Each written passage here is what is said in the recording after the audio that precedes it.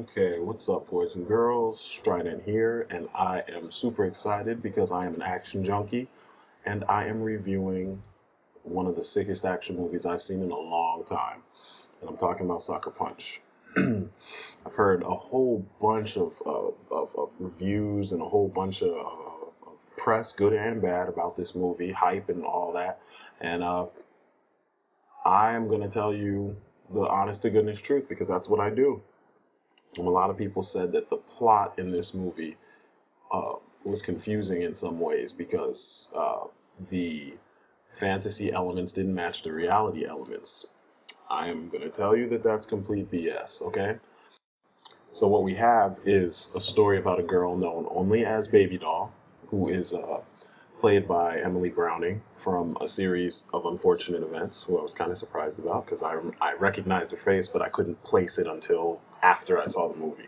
Anyway, you have a girl named Baby Doll who was institutionalized by her abusive stepfather because he was trying to get rid of her so that he could get her recently deceased mother's, money, which was willed to the two daughters. He kills one daughter.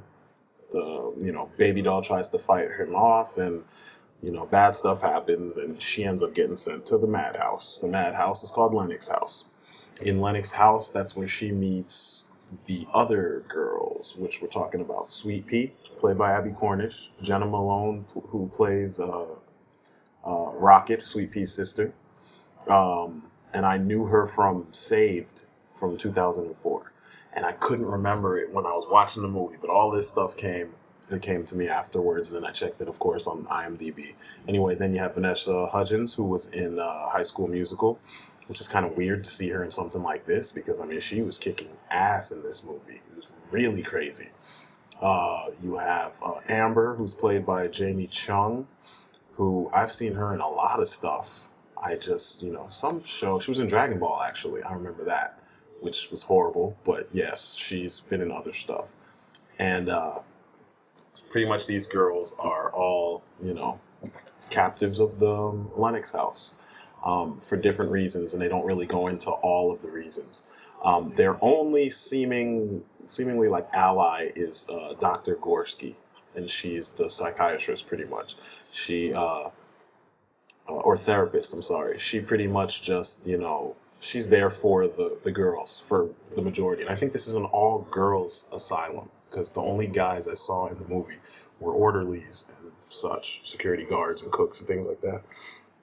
But pretty much there is the head orderly is a guy named Blue. Blue is a complete prick, and he uses this job to, kind of, it's a power trip for him. He has people pay him extra to get girls in there and have them lobotomized so they could never talk about what happened before they got there. Because apparently the majority of these girls that are pretty girls are put in here, for, like to cover things up. Or, maybe they were raped by whichever parent put them there or whoever the person is that put them there, and he has them pay him so that they can be lobotomized before the cops ever talk to them and find out, what's going on. That's as much of a spoiler as I'm going to give you. Part of their work here, or their things they do to keep themselves sane, is they dance. Um, Dr. Gorski lets them kind of, relax, and uh, I don't know. She uses it, I guess, as therapy. She lets them act out things, and you know, there's an area they call the theater, and it's like you can tell it's an old theater, almost like how the lunchroom in a lot of schools has the theater or the stage in there. It's exactly the same situation, and the girls go in there and they act out their problems pretty much to face them. Um, Something that they learn, or something that Baby Doll learns, is in order for her to adapt to the situation that she's in, she has to rely on her imagination. She comes up with a plan to escape, and you see some of these elements in her. They play out in her imagination along with the girls. So and this is probably my one criticism with the movie. My one big criticism, I'll say, because I only have two criticisms to the movie. And this first criticism is that I feel like Snyder, as awesome as the movie is, and as good of a story it is, I feel like he copped out behind the twofold version of this story. You know, what we saw in the trailer was all, the majority was all fantasy stuff. And we wanted to see all this fantasy stuff come to life, And what he gives you is this safe reality that's okay for like today's moviegoers, because you know how today's moviegoers, not the action junkies like us, but today's moviegoers like movies that are kind of pretentious and kind of they try to be intelligent even when it's a very simple concept. They try to give you this formulaic reality so they can go, oh, this is real life. So we get that, but then via her imagination we get the fantasy stuff that all us action junkies went to see. Now I would have been happy with, and I'm not dissing his movie, I'm just saying my preference, and many of us, our preference would be to see this style of a movie entirely fantasy, completely commit to the fantasy elements and make this story take place in, somewhat of a fantasy world. Because he compared this movie to Alice in Wonderland. He said this is going to be like Alice in Wonderland with machine guns. Okay, I can dig that. But what we got was, some, I don't know. We got what was it, Return to Wonderland, kind of, with machine guns thrown in there via imagination, hallucinations, whatever you want to call it. And it kind of seems like a cop-out to me, but that's, whatever. That's just my preference. Um, so anyway, Baby Doll comes up with a way to escape. She needs to find some things, and she kind of figures this out in her imagination during, like, her first, I want to say, dance session in at Lennox House. And then from there, the movie builds steam. And all I have to say is this is a badass movie. The visuals are amazing. The performances are really well done. I mean, I know people, I was watching the Schmoes, they said there's a lot of pouting. Well, I mean, that's why Zack Snyder picked an all-girl cast. That's why, like, what? 4 of the 5 girls have pretty thick lips. He liked that stuff. You could kind of see where he was going with this. It was the sex sells angle. And I kind of have a gripe with it because he sold one type of girl. But, to each their own, That's my other gripe with this. The costuming on some of these characters, and along with the actual actresses, he chose to portray them in kind of a generic manner. I mean, like, Emily Browning is she's a brunette, but he made her that pale blonde because I know she represents Alice in the Alice in Wonderland, iconography or whatever. But he gives us, let's see, we got all white chicks and an Asian girl. No black chick, no mixed chick, no nothing. She could have been British, and something with brown skin. I'm not saying it has to be, but why is it that they always leave us out? Or why didn't we get, like, what's the other chick in here that's a redhead? I think Jenna Malone is a redhead. She could have been a redhead in the movie. Instead, she was blonde. And their costuming, it was like kind of generic. Let's put them in a corset and net stocking everything, and fishnets all over the place. And, none of the form followed the function except for Sweet Pea. And I'll say Amber did too, because she looked like a pilot, and that's what she did in the movie. But, like, with that stuff aside, it was awesome. But I still felt like some of that perviness that comes from, like, anime was injected into this film, which completely had a different tone to it, even though there were things in there that kind of feel like they were inspired by anime. But anyway, enough about that. Those are my 2 gripes, right?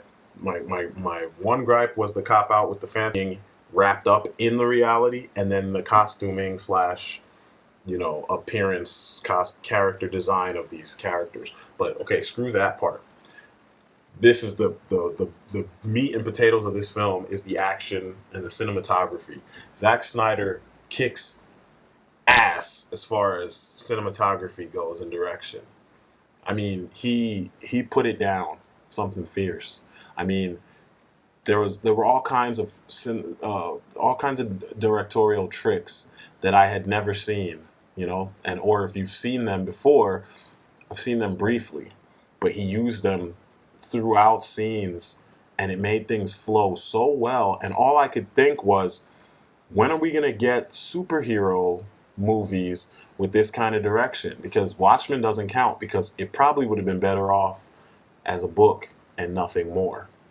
Because all the controversy comes with all the shit they cut out. But if there was a Batman movie, for instance, and when he's everything clearly, like there's a scene in here where the first fight scene with Baby Doll, you're like, holy shit, everything she does is so clear because they slow down and they focus in on an evade, her evasion technique sword, so that you got the idea of the impact and how powerful the blow was that she was getting hit with or that she was blocking. You saw it. It focused on the blade.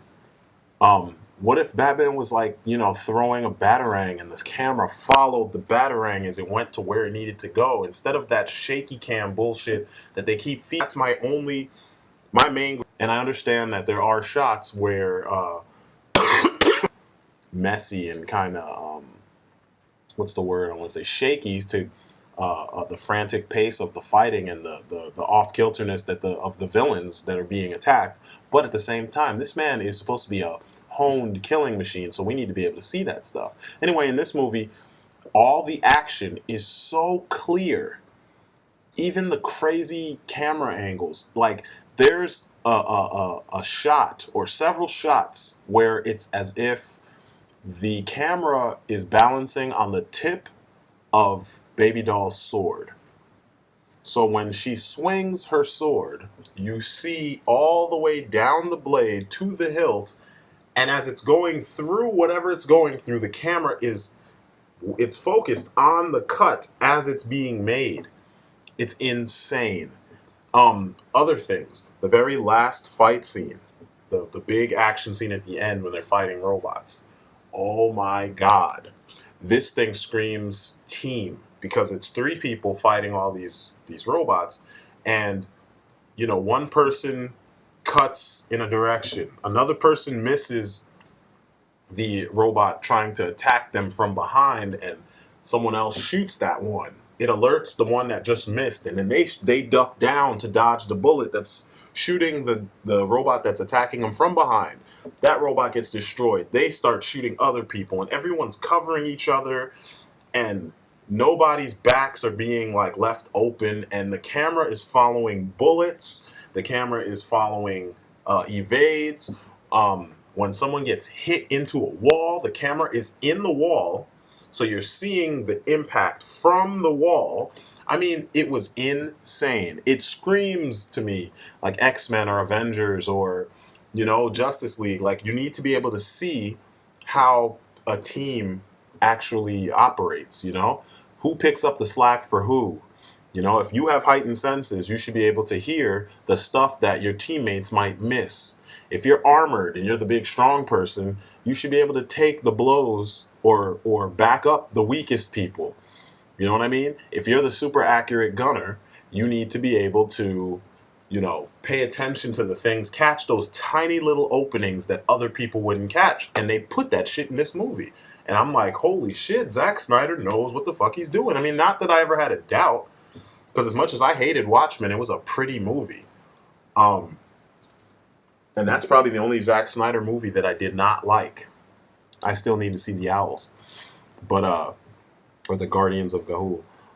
But yeah, the movie was sick. I also like how, we're going back to characters, I really dug how Carla Gugino was handled in this movie. She played Dr. Gorski. She's hot. She's always been hot to me since The One. Where she in the beginning of the movie she kind of had this Jessica Rabbit thing going on, and she was fucking fine because I kept wondering who is that, who is that, who is that, and then you watch the movie some more, you're like, oh shit, she's a transformer. I mean, like, in the beginning of the movie she looks one way, in the rest of the movie she looks another way, and then in the end of the movie she's a whole different looking person. I mean, you can tell who she is, but she's freaking hot, and she's an older woman. Especially in this movie, you can tell she's older. She was hot even in the Spy Kids movies, but uh, she's older, and she didn't do anything to make herself look younger. You know, even though this cast is full of younger women. I mean, she easily, to me, looked hotter than these girls. I'm not big on this halfway pedophile, you know, young girl look that they keep force feeding us. These wafy, skinny girls with like uh, little bits and pieces of clothes on. It just, that doesn't do it for me. You know, my girl's thick, and when I say thick, I don't mean fat. I'm talking like she has boobs that actually register as boobs. You know what I mean? Hips that register as hips, not this square built thing that, you know, Hollywood tries to force you to believe is the ideal woman, you know? And, you know, even though Miss Gugino is kind of, she's on the skinnier side or the thin fit side, she's got a shape, you know? She looks like a actual woman to some degree. I mean, a super hot like MILF, but still, you know? And yeah, they did put her in a shitload of makeup, and some of her costumes were kind of like, eh. But at the same time, they handled her character a little bit better than, you know, they did with some of these girls. Because even in the regular world and in the real world in this story, the girls were kind of, I was like, wow. Some of the clothing was kind of funny, but I mean, it makes sense, I guess, in the context of the story, because Blue is just exploiting these girls, and that was the point. But anyway, this movie is it's quality. I'm gonna go see it again with my brother at some point. um, it's quality. When it comes out on DVD, I'm going to get it. You know, there was I mentioned in the beginning that some reviewers said that the fantasy elements didn't match the reality elements. You know, like when they went to go get their the pieces for, you know, that they needed to escape, they they didn't have exactly the same scenario going on in the fantasy world. So, for instance, there's a scene where Sweet Pea is going to steal a map, but what Baby Doll is imagining is them in the trenches of World War II fighting zombie Nazis, you know, steampunk Nazi zombies, which is freaking dope. It's like, what the fuck? But it's awesome. But the thing in there that ties these scenes together is what it is that the mission is about. And in that mission, they were trying to get this map from the head Nazi zombie steampunk guy. So the map is the important thing. So how we get to the map is irrelevant because it's her imagination.